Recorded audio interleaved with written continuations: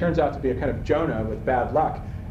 It's interpreted as him not having absorbed long enough the powers from the numinous, the divine incursion. It hasn't sort of penetrated enough into him.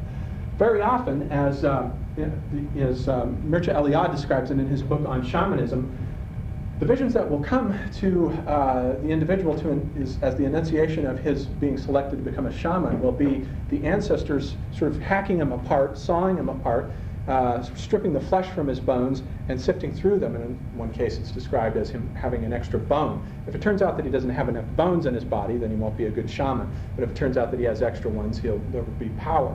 And they reassemble his body, and in some cases they'll put diamonds in the body or reassemble it with some hard substance. And the individual then will be fit to return to the society and will act, as it were, as a kind of magnet for the spiritual dimension, the astral plane. And that has the effect of protecting everyone else from incursions. But the shaman also gets blamed if anyone gets sick or ill, or if there are accidents, or if this tribe begins to starve, because the shaman is the one who has the conduit to the astral plane and can, in trance, and these trance states are self-inducted, usually through the rhythm of a particular drum beat, or in some traditions through the ingestion of hallucinogenic substances, and will then fly out of his body and go to the upper world. And usually the image of him flying out of his body going to the upper world is a variation of a bird of some kind. And like if someone is sick or something, he'll sort of go up to the tree of the heavens and find the sick person's soul and bring it back down. Or in some cases he'll go to the underworld, he'll follow a bear or an animal or something that will lead him into the underworld. It depends on what is required, either a healing on the part of the individual, or maybe the society needs to know where the game are going to be so they don't starve. But in any event, it's his job to be the conduit for the numinous dimensions. And then, but he represents, as far as Campbell is concerned, these early hunting societies represent respect and regard for the individual, and the shaman is the sort of first manifestation of the archetype of individuality. They respect and they fear the shaman. But now he says, once you get into the emergence of structured civilizations, as you start moving into the agricultural period, and the mandala images start coming in, you get something else. The priest comes in to displace the shaman. And the priest represents the mythos of the village, whereas the shaman sort of represents the mythos of the forest. And the priest steps into the office and inherits a system of already fixed images. The priest is simply transmitting the images that have been traditional in the society for a long time. There is no individual vision quest. There is no unprecedented aspect to the priesthood. He is simply transmitting what the society already knows. So he tells a very amusing Native American story that comes from the Jicarilla Apache from New Mexico that he believes is a kind of archaeological excavation of actually when the Apache apparently were originally hunters, and when they came out into the Southwest, they had to adapt to the agrarian mythologies of the Pueblo world, and but they carry the echoes of their early shamanic myths along with them as they're adapting to the settled way of life. And the myth goes that in the beginning there are these divine beings which are personifications of the elemental powers called the Hatchin. And the Hatchin, there's a sort of darkness, and the Hatchin create the sun and the moon. And the shamans are there, as well as the people. Recall that in most of these Native American myths, particularly in the Southwest, there are always myths of emergence from the underworld. So we're down below the earth, as it were. And the shamans begin bragging that they made the sun and the moon. One of them says, I made the sun, no problem.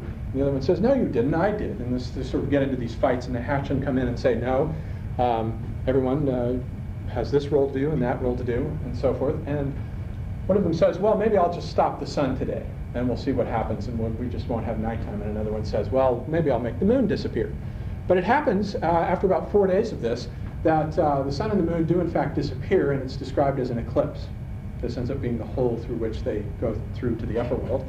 And the Hatchins say, well, to the shamans, if you're so powerful, why don't you bring the sun back? And so they create two lines, and one line is all the animals, and another line are all the shamans. And the shamans sit down and they do all these various tricks. You know, one of them sort of goes underground and his eyeballs stay up above, you know, and he comes back like a cartoon character. The other one swallows arrows and they come out through his flesh. And they do all these tricks, but they can't make the sun come back. And they say, well, we can't do it, and the hatchin say, that's what I thought. Let's see what the animals do. So the animals come along, and the grasshopper comes along, and he goes into the 4 directions, and they end up producing all this food. They bring back, maize. The turkey goes out and fetches maize and bring all the food plants back, but they can't get the sun back either. So then what happens is that the people who are there plant all the seeds that they have into these 4 little mounds that are created by the hatchin, and as the birds and the animals begin to sing songs, the mounds slowly grow up, and all 4 of them grow together. There's that mandala image, 4 mounds. They slowly grow together into a single mound that begins to sprout this vegetation while the birds and animals are singing. And then while this is happening, this sort of mound is growing up into a mountain.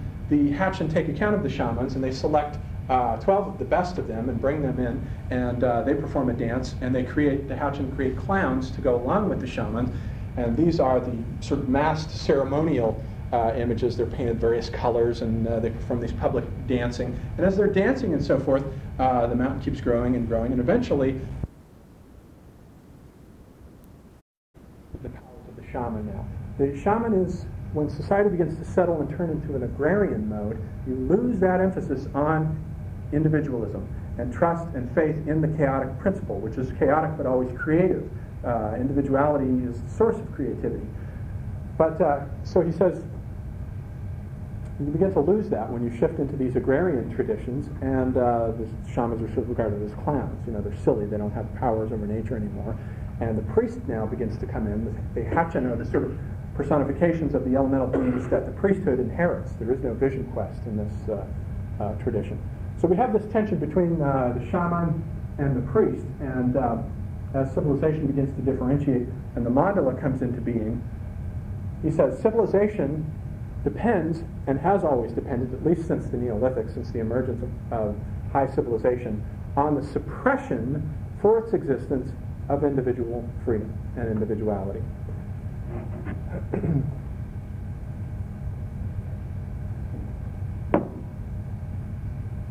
So we have these 2 historical strata, the stratum of the Paleolithic hunt, which goes back 3, 4, 5 million years.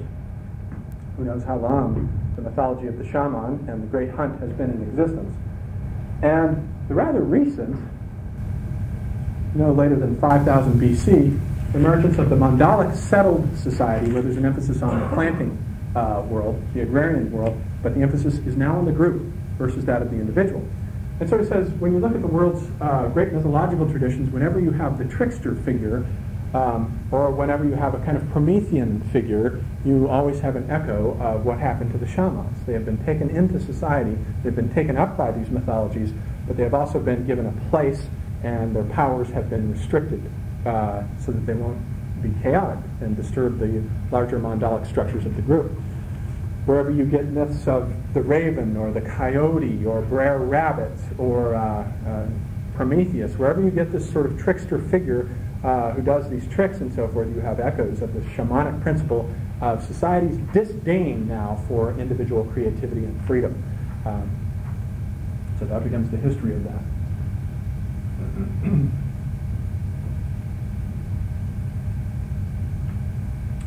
Now what I'd like to do then, the point of Campbell's essay in deconstructing this sort of mandala image, showing that it emerged into being, and then what he proceeds to do is show how Western Northern European civilization has been and is in the process of demolishing the mandala and demolishing traditional images of traditional cultures as a result of the retrieval of the mythology of the individual, of the titan, of the shaman. The principle of individuality is what Northern European civilization has been built on. Ever since Northern civilization communicated to the Gothic period, we have those great cathedrals coming in, and just about the time they were coming in, the Grail myths were being written. Those were composed between 1180 and 1210, and the seminal line in one of them is when they go off into the forest, each of the Grail questers goes into the forest at a point where it is darkest, and there is no way or path. Because in our Northern European tradition, we emphasize the individual quest, and where there is someone else's path that you're following, it's not your own, and it will lead you astray. And indeed, when each of the knights discovers a path that one of the other knights has trodden, he ends up being led astray. And so the path to the Grail, to the spiritual dimension has in the Western civilization been regarded as the individual's experiment with his or her life. And so Campbell says that we in the West have sort of retrieved this Promethean spirit of defiance of the gods, of defiance of tradition, defiance of authority. And the civilizations in the West have really emphasized the group and